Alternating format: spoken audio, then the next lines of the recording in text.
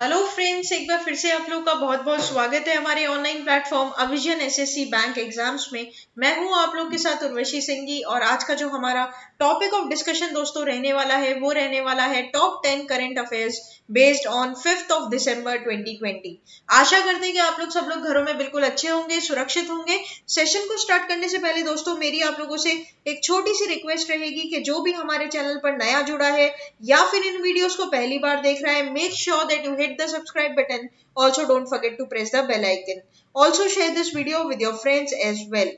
सिर्फ इतना ही नहीं दोस्तों, अविजन एसएससी बैंक एग्जाम्स पे डेली जितने भी करंट अफेयर्स डिस्कस किए जाते हैं वो आपके एग्जाम पॉइंट ऑफ व्यू को मद्देनजर रखते हुए किए जाते हैं। साथ ही साथ दोस्तों, अगर आप लोग चाहते हो कि इन सेशंस की पीडीएफ आप लोग को मिल जाए तो आप लोग डिस्क्रिप्शन में जाकर लिंक की हेल्प से पीडीएफ को भी अवेल कर सकते हो। सिर्फ डेली ही नहीं दोस्तों, अविजन इंस्टीट्यूट की ऑफिशियल वेबसाइट avision.co.in पर जाकर आप वीकली और मंथली करंट अफेयर्स का भी लुत्फ उठा सकते हो। तो ये सारी डिटेल्स थी जो आप लोगों के साथ शेयर करना यहाँ पर अनिवार्य था। दोस्तों, प्रॉब्लम आने से किसी भी टॉपिक के ऊपर या किसी भी कंटेंट रिलेटेड तो आप हमें कमेंट सेक्शन में लिखकर जरूर बताएं। तब तक के लिए चलिए स्टार्ट करते हैं आज का हमारे सेशन का बिना किसी देरी किए हुए। पहला क्वेश्चन आप लोगों की स्क्रीन पर। तो दोस्तों, आज लोग का पहला जो क्वेश्चन रहेगा सेशन का वो आप लोग की स्क्रीन पर ये रहा। और जैसे कि आप लोग देख पा रहे हो, क्वेश्चन आप लोगों से दोस्तों पूछ रहा है, recently RBI order to halt all the digital launches and new credit cards to which of the following commercial bank। तो दोस्तों यहाँ पर आप लोगों से पूछा जा रहा है कि रिसेंटली आरबीआई ने कौन से कॉमर्शियल बैंक्स पर क्या लगाया है, हॉल्ट लगाया है कि वो अब किसी भी तरीके से डिजिटल लॉन्चेस नहीं कर सकता या फिर न्यू क्रेडिट कार्ड्स इशू नहीं कर सकता अपने न्यू कस्टमर्स को। तो ऑप्शन है दोस्तों यहाँ पर आप लोगों के पास। तो ऑप्शन में सबसे पहले तो आप लोग देख लीजिए क्या क्या है। पहला ऑप्शन है आईसीआईसीआई बैंक, दूसरा ऑप्शन है आप लोग के पास एक्सिस बैंक, तीसरा ऑप्शन है आप लोग के पास एचडीएफसी बैंक और चौथा ऑप्शन है आप लोग के पास बंधन बैंक। तो यहाँ पर दोस्तों कमर्शियल बैंक की बात हुई है तो आप लोगों को सबसे पहले बता दूं कि यहाँ पर बैंकिंग स्ट्रक्चर में आप लोग के दो होते हैं पार्ट। एक होता है आपका सेंट्रल बैंक का और एक होता है आप लोगों का कॉमर्शियल बैंक का। और कॉमर्शियल बैंक में सेंट्रल बैंक को छोड़कर जितने भी इंडिया में बैंक काम कर रहे हैं वो कॉमर्शियल बैंक के अंडर काम करेंगे। ठीक है, ये बात आप लोग यहाँ पर ध्यान रखोगे। तो यहाँ पर जो करेक्ट ऑप्शन हो जाएगा दोस्तों इस क्वेश्चन का वो हो जाएगा आप लोग का एचडीएफसी बैंक। ठीक है, तो एचडीएफसी बैंक यहाँ पर आप लोग का क्या हो जाएगा, करेक्ट ऑप्शन हो जाएगा। अगर बात करते हैं दोस्तों एचडीएफसी बैंक की, तो यहाँ पर एचडीएफसी बैंक से रिलेटेड आप लोग को और भी जानकारी है जो याद रखनी होगी एग्जाम पॉइंट ऑफ व्यू से, और वो क्या है ये भी देख लेते हैं।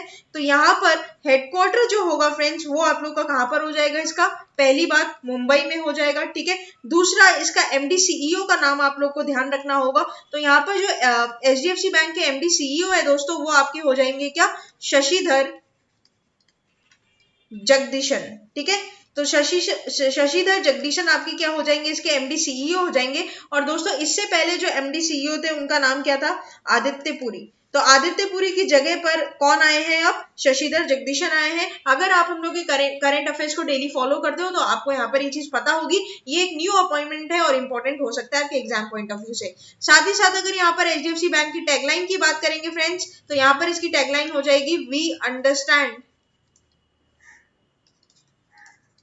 Your world. ठीक है, तो यहाँ पर बैंक की टैगलाइन भी आप लोगों के एग्जाम के लिए काफी ज्यादा इंपॉर्टेंट रहती है, ये बात ध्यान रखना। टैगलाइन पे भी क्वेश्चंस आते हैं, जरूर आते हैं, और आप लोग को टैगलाइन याद रखनी होगी। थोड़ा सा मगब आपको यहाँ पर करना होगा। ठीक है, तो यहाँ पर ये चीज आप लोगों ने देख ली कि किस तरीके से आरबीआई ने क्या किया, ऑर्डर दिया एचडीएफसी बैंक के डिजिटल लॉन्चेस को या फिर न्यू क्रेडिट कार्ड इशू होने के लिए उन्होंने अभी पाबंदी लगाई है। अभी पाबंदी क्यों लगाई है इसको हम लोग डिटेलिंग में यहाँ पर पढ़ेंगे। तो दोस्तों आरबीआई ने recently has ordered the India's largest private sector bank. दोस्तों एचडीएफसी बैंक क्यों इंपॉर्टेंट है आज के टाइम में इंडिया में, तो आप लोगों को पता होगा प्राइवेट सेक्टर की सबसे बड़ी नंबर फर्स्ट बैंक जो आती है वो आपकी एचडीएफसी बैंक आती है। तो इसीलिए ये चीज आप लोगों के लिए काफी ज्यादा इंपॉर्टेंट रहेगी एग्जाम पॉइंट ऑफ व्यू से भी। और यहाँ पर हम इस पॉइंट के ऊपर पूरी डिटेल चर्चा करेंगे कि क्यों इसने ऐसी पाबंदी यहाँ पर लगाई है एचडीएफसी बैंक, जो कि इतना बड़ा बैंक है आज की डेट में इंडिया का। The Reserve Bank of India has ordered the India's largest private sectors bank HDFC Bank to temporarily halt all the launches of digital business generating activities planned under this program of Digital 2.0।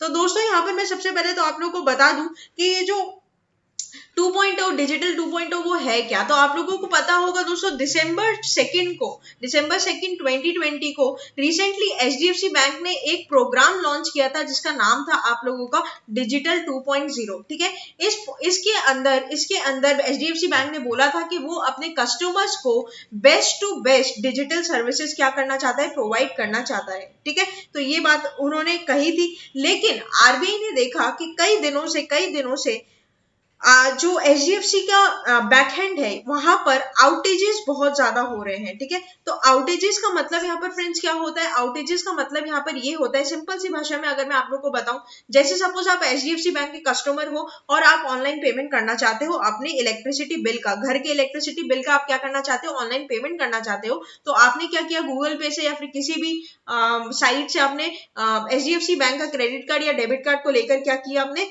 उसने आप लोगों ने वहां पर payment करने के लिए try किया। ठीक है, अब पेमेंट करने के लिए आप लोगों ने ट्राई किया, लेकिन किसी ना किसी रीजन से हमेशा पेमेंट फेल्ड बता रहा है। ठीक है, ऐसा बहुत बार हो रहा था और काफी लोग इस चीज से परेशान हो गए थे कस्टमर्स के एचडीएफसी बैंक के कार्ड से पेमेंट हो ही नहीं रहे थे, या फिर आप लोग का जो बैंकिंग एक्टिविटीज होती है, नेट बैंकिंग होती है, उससे भी आप लोगों का वहां पर नहीं हो रहा था, कोई भी समाधान नहीं निकल रहा था। ठीक है, तो यहाँ पर इस चीजों से जूझ कर परेशान होकर आरबीआई ने क्या किया, वहां पर हॉल्ट लगा दिया, एचडीएफसी बैंक को बोला कि पहले तुम अपनी सर्विसेज को मतलब बैकएंड से सारी चीजों को क्या करो, सॉल्व करो। अच्छा, उसके बाद लोगों के मन में एक सवाल भी आया कि ऐसा हो क्यों रहा है। तब आरबीआई ने एचडीएफसी बैंक से पूछा कि बताओ ये इस फेलियर का रीजन क्या है। तो यहाँ पर दोस्तों एचडीएफसी बैंक के इस फेलियर का रीजन ये है कि वहां पर रिसेंटली पावर फेलियर होने की वजह से, क्या होने की वजह से, पावर फेलियर होने की वजह से जो प्राइमरी डेटा सेंटर है इन लोगों का,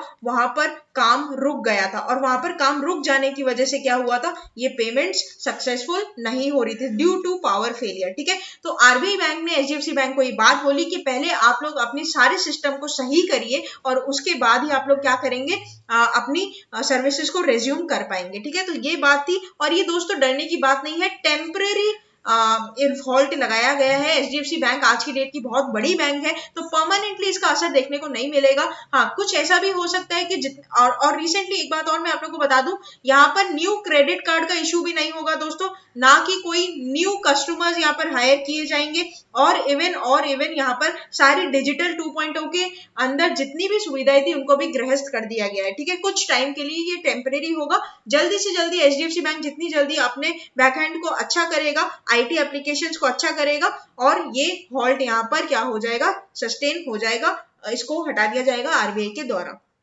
तो ये बात आप लोगों को इधर क्या करनी होगी, ध्यान रखनी होगी, डरने की कोई भी बात नहीं है। क्वेश्चन बन सकता है कि हाँ बताओ कि कस्टमर्स जो अभी रिसेंटली जो एक्सिस्टिंग कस्टमर्स हैं एचडीएफसी बैंक के, उनको कोई फर्क पड़ेगा क्या? तो उनको कोई भी फर्क नहीं पड़ेगा। ठीक है, कोई प्रॉब्लम यहाँ पर उनको देखने को नहीं मिलेगी। दोस्तों अगर मैं बात करूं आप लोगों से यही कि एचडीएफसी बैंक का जो डिजिटल एक्सपेंशन का प्लान है वो भी कुछ टाइम के लिए अभी क्या हो चुका है, डिले हो चुका है, क्योंकि डिजिटली एक्सपेंड करना है तो बैकएंड को तो क्या करना पड़ेगा, मजबूत बनाना ही पड़ेगा। साथ ही साथ अगर मैं यहाँ पर एक बार फिर से इन सारी चीजों को यहाँ पर मिटा दूं या फिर मैं यहाँ पर लिख दूं आप लोगों के सुविधा के लिए, और कुछ चीजें जो हमें यहाँ पर जरूर डिस्कस करनी चाहिए फ्रेंड्स, वो क्या होगी, जैसे कि मैं आप लोगों को बता दूं, एचडीएफसी बैंक के साथ साथ आप लोगों ने housing development finance corporation limited के बारे में भी सुना होगा, जो कि इसकी सब्सिडरी है, राइट। तो अभी दोस्तों जो सबसे इंपॉर्टेंट है, एचडीएफसी बैंक का जो आप लोगों का हाउसिंग डेवलपमेंट है, ठीक है, मतलब हाउसिंग डिपार्टमेंट है, जो इसकी क्या है, एचडीएफसी बैंक की सब्सिडरी है यहाँ पर, जिसके एमडी सीईओ का नाम भी आप लोग को ध्यान रखना होगा दोस्तों। तो यहाँ पर उसके जो चेयरमैन हो जाएंगे, ठीक है, इसके चेयरमैन का नाम ध्यान रखिएगा। सबसे पहले तो इसके चेयरमैन हो जाएंगे आपके दीपक पारेख, और बात कर लेते हैं इसके सीईओ की, तो यहाँ पर इसके सीईओ हो जाएंगे आप लोगों के केकी मिस्त्री, ठीक है, ये बात भी ध्यान रखना। साथ ही साथ अगर मैनेजिंग डायरेक्टर की बात करूं मैं, तो एमडी इसके क्या हो जाएंगे, रेणु सूद कन्नड़।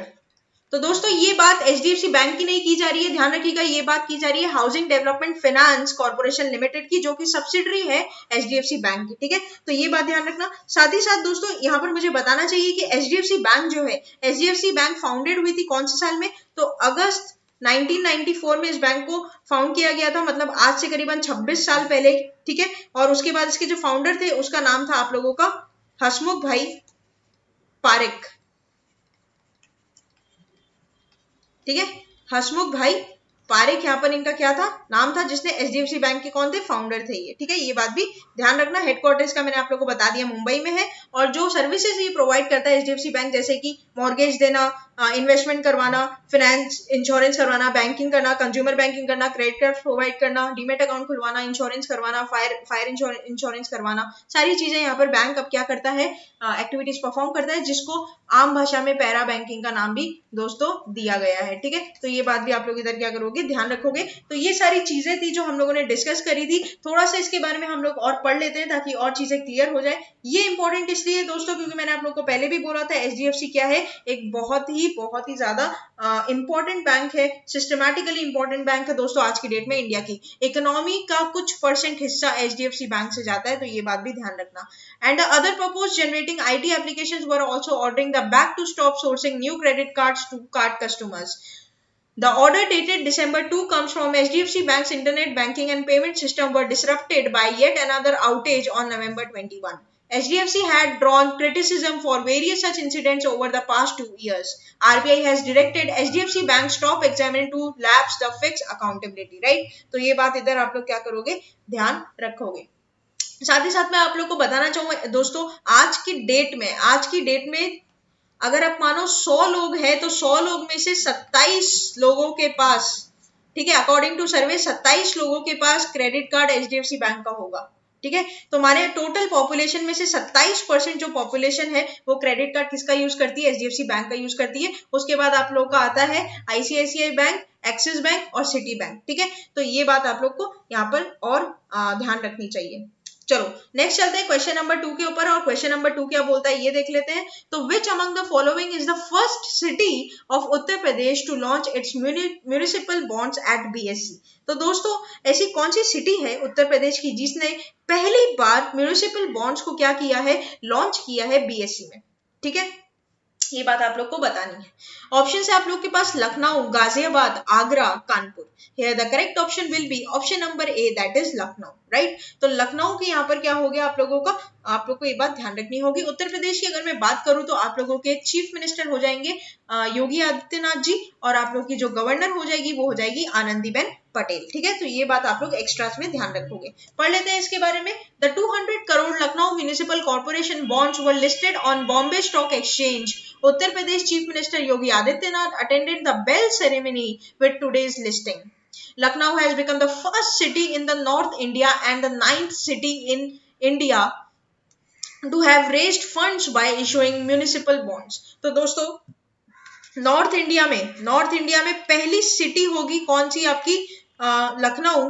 और इंडिया में, पूरे इंडिया की अगर बात करें तो ये 9th सिटी यहाँ पर रहेगी जिसने अपना म्युनिसिपल बॉन्ड्स को क्या किया है दोस्तों, इंट्रोड्यूस किया है शेयर मार्केट में, ताकि वो लोग पैसे क्या कर सके, रेस कर सके, उठा सके। Last month LMC has raised 200 crore bye issuing the municipal bond on a private placement basis under the BSC bond platform.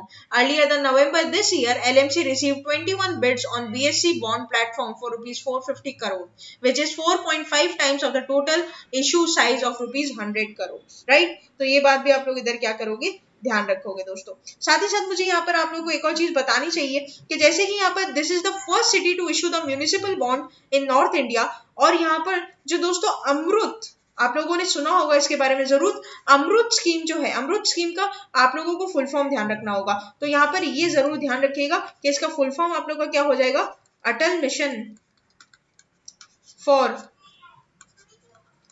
Rejuvenation, Atal mission for rejuvenation and urban transformation scheme, ठीक है।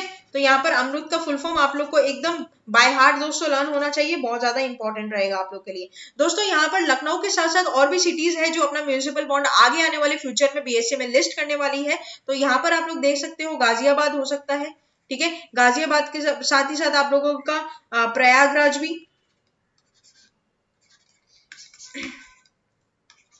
प्रयागराज जो है, ठीक है। वाराणसी भी देख सकते हो आप लोग आने वाले टाइम में। आगरा की बात करें, आगरा भी यहाँ पर म्युनिसिपल बॉन्ड को इश्यू कर सकता है, और साथ ही साथ कानपुर, ठीक है।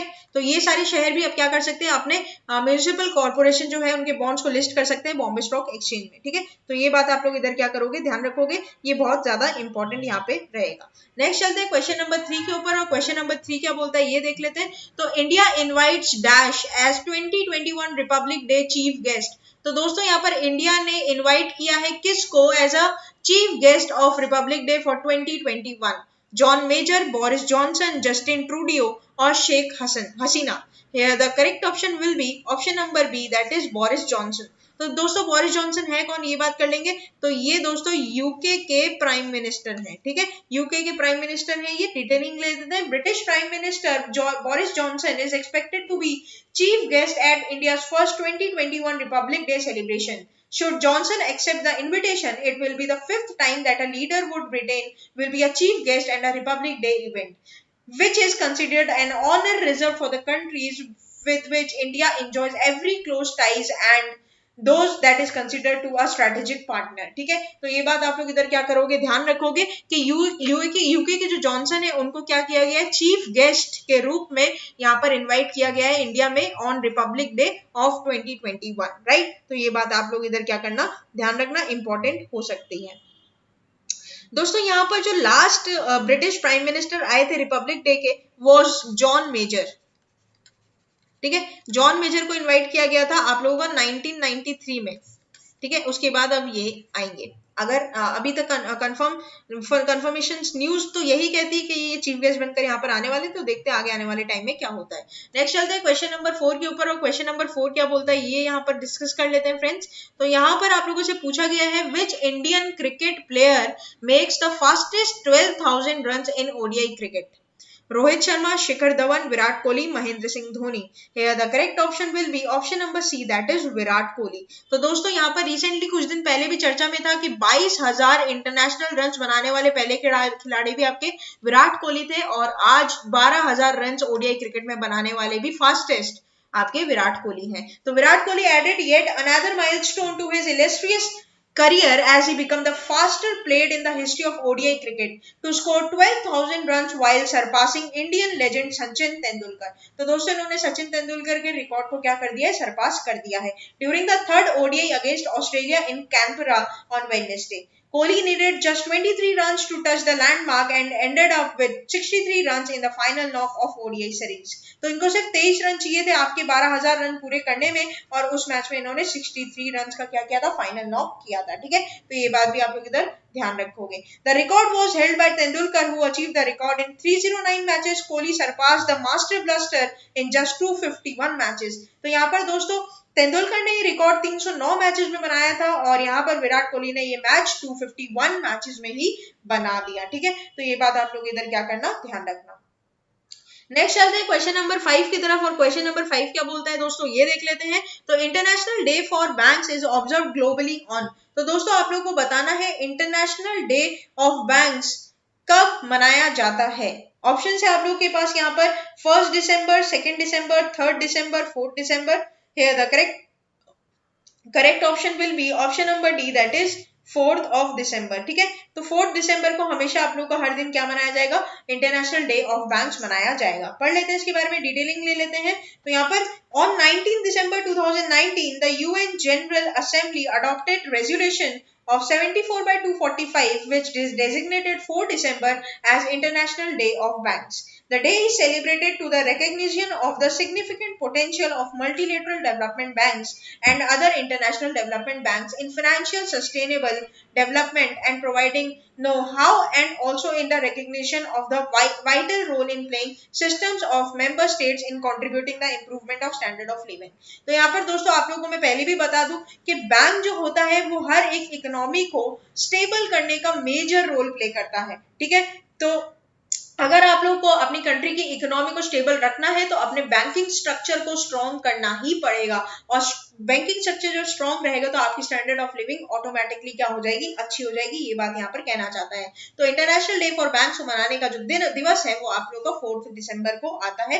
एग्जाम पॉइंट ऑफ व्यू से आप लोग के लिए इंपॉर्टेंट डेज भी क्या रहेंगे, क्वेश्चन जनरेट कर सकते हैं। दोस्तों मैं आप लोग को यहाँ पर एक और चीज बता दूं, आजकल एग्जाम्स में जितने भी क्वेश्चंस का पैटर्न देखा जा रहा है तो जनरल अवेयरनेस में दोस्तों करंट अफेयर्स का दबदबा काफी ज्यादा देखने को मिलता है। तो करंट अफेयर्स जो भी होते हैं आप लोगों को अपने कमांड लानी होगी और उनको अपने टिप्स पर कर जाना होगा। इसके लिए आपको और कहीं जाने की जरूरत नहीं है, सिर्फ avision.co.in पर या तो विजिट करिए या फिर अविजन की official YouTube channel Avision SSC banks को आप तुरंत ही सब्सक्राइब कर लीजिए। ठीक है, डेली टू डेली यहाँ पर अपडेटेड न्यूज आप लोग को प्रोवाइड की जाएगी पीडीएफ के साथ। साथ ही आप लोग को कोई दिक्कत होती तो आप कमेंट सेक्शन में भी हमें लिखकर जरूर बता सकते हैं।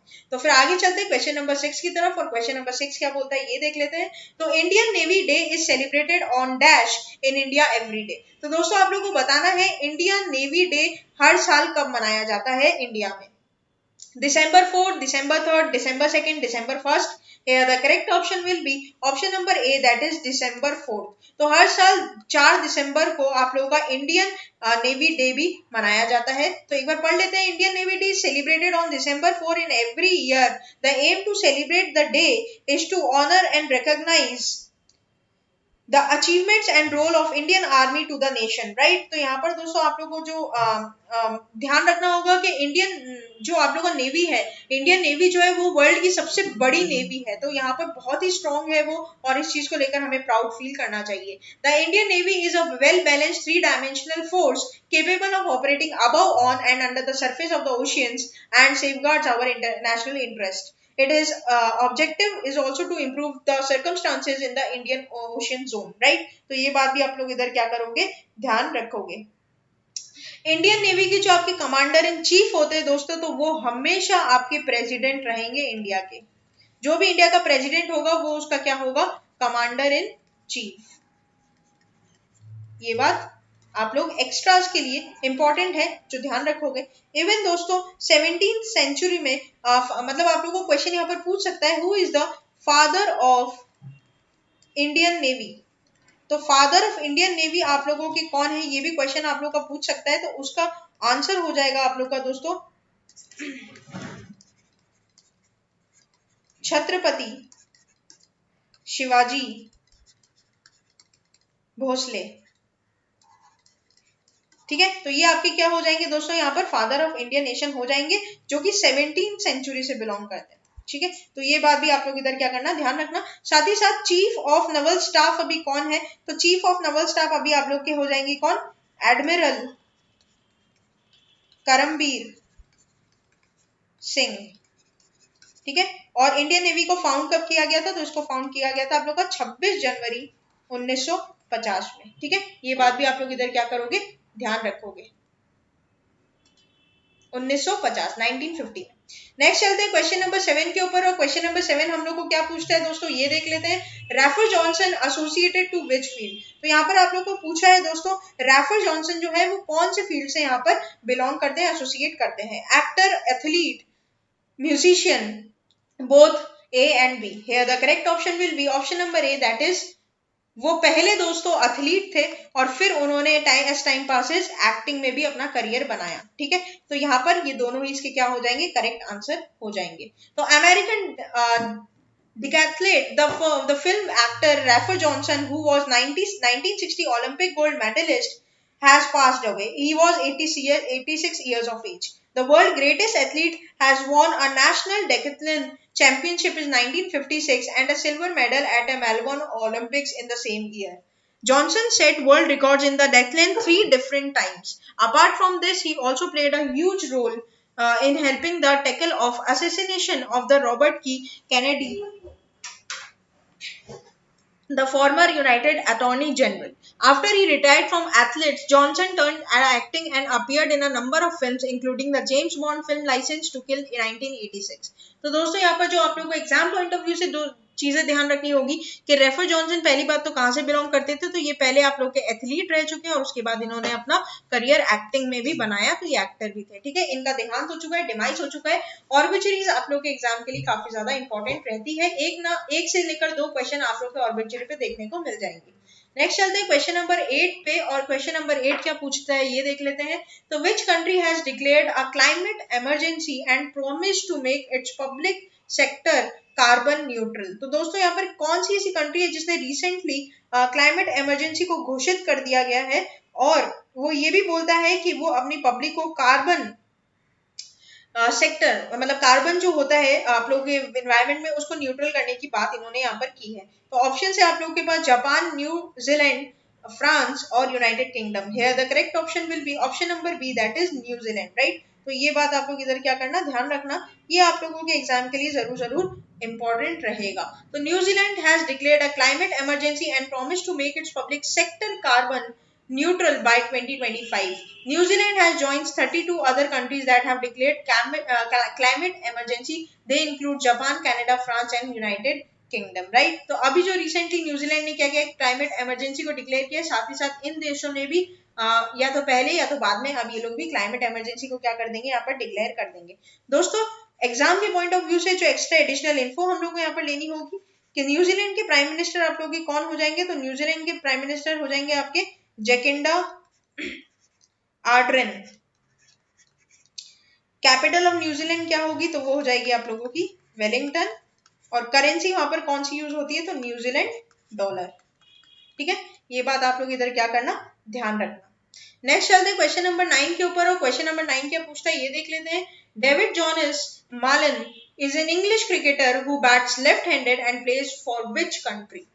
Australia, England, New Zealand, Canada. Here the correct option will be option number B, that is England. तो इंग्लैंड के लिए प्लेयर खेलते हैं और रिसेंटली इन्होंने अटेन किया है highest ever rating points for batsman in the MRF tyres ICC men's T20 I player rankings. The 33-year-old Malan has reached 915 points and thus become the first player to cross 900 point mark in the format. तो दोस्तों यहाँ पर जो आप लोगों की ICC T20 आई player ranking होती है उसमें से डेविड मलान ऐसे एक आपकी क्या हो जाएंगे, बैट्समैन हो जाएंगे जिसने 900 मार्क को क्या कर लिया है, क्रॉस कर लिया है।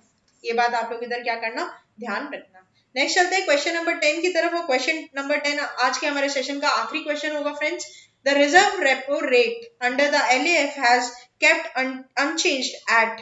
तो यहाँ पर आप लोग को बताना है दोस्तों, जो बाय मंथली पॉलिसी निकली है आरबीआई की, तो ठीक है, आरबीआई की जो बाय मंथली पॉलिसी होती है फ्रेंड्स, पहले तो मैं इसके बारे में आप लोगों को जानकारी दे दूं जो कि इंपॉर्टेंट रहेगा।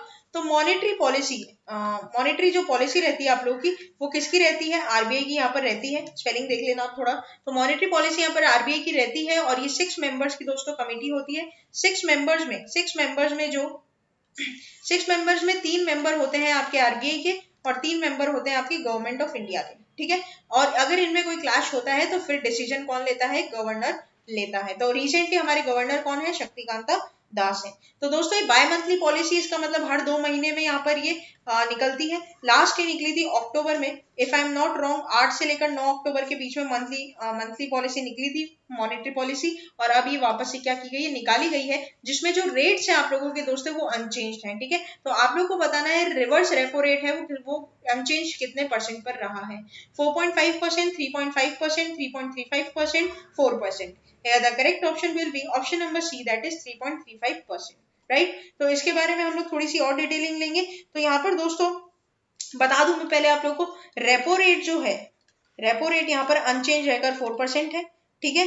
रिवर्स रेपो रेट की अगर बात करते हैं तो रिवर्स रेपो रेट अभी हमने जाना 3.35% है। और उसके बाद अगर बात करते हैं MSF की मार्जिनल स्टैंडिंग फैसिलिटी की, तो वो भी अनचेंज रहकर 4.25% यहाँ पर रहेगा, ठीक है। इसी के साथ साथ जो यहाँ पर और बातें यहाँ पर मेरे को आप लोग को बतानी चाहिए कि इस पॉलिसी में RTGS का जिक्र किया गया है, जो कि जल्दी 24/7 काम करने वाला है नेक्स्ट फ्यू डेज ही। और इस बार जो आप लोग की कंज्यूमर प्राइस इंडेक्स के हिसाब से इन्फ्लेशन देखा गया है वो 6.8% का देखा गया है, ठीक है। ये बात भी आप लोग इधर क्या करना, ध्यान रखना। फॉर Q3 एंड Q4 के लिए जो देखा गया है वो देखा गया है आपका 5.8%, ठीक है। इन्फ्लेशन की यहाँ पर बात की गई है दोस्तों। तो ये बात आप लोग इधर क्या करोगे, ध्यान रखोगे कि इस बार जितनी भी रेट रही है वो क्या रही है, आपका अनचेंज रही है।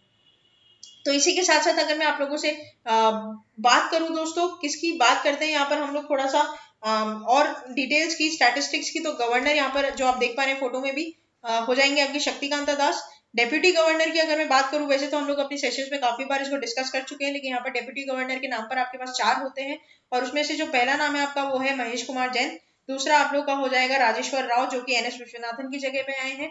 तीसरा आपका हो जाएगा एमडी पात्रा, माइकल देवोरथा पात्रा। और चौथे जो आपके हो जाएंगे दोस्तों, वो हो जाएंगे आपके बीपी कानूनगो। ठीक है, तो ये बात भी आप लोग इधर क्या करोगे, ध्यान रखोगे, ये भी आप लोगों के लिए यहाँ पर इंपॉर्टेंट रहेगी बात। अगर किसी को दोस्तों रेपो रेट और रिवर्स रेपो रेट का मतलब नहीं पता है तो हमें कमेंट सेक्शन में लिखकर जरूर बताइए, उसके लिए हम लोग आपके लिए डिटेल वीडियो यहाँ पर तैयार कर देंगे। तो ये था पूरा हमारा टॉप 10 करंट अफेयर्स का सेशन। आशा करते हैं कि सेशन आप लोग को अच्छा लगा होगा। सेशन अच्छा लगा है तो लाइक करना मत भूलिएगा, चैनल को आप लोग तुरंत ही सब्सक्राइब कर लीजिए, जुड़ जाइए हमारे साथ, ताकि आपको आने वाले टाइम में या फिर आगे जितने भी एग्जाम एस्पिरेंट्स हैं, या फिर आप लोगों के कोई ऐसे फ्रेंड्स या रिलेटिव जो कि गवर्नमेंट एग्जाम के लिए प्रिपेयर कर रहे हैं, उन्हें भी इन सब वीडियोस का दोस्तों ज्यादा से ज्यादा फायदा हो सके। तो शेयर करना बिल्कुल भी मत भूलिएगा। बने रहिए हमारे साथ। Thank you so much and have a nice day.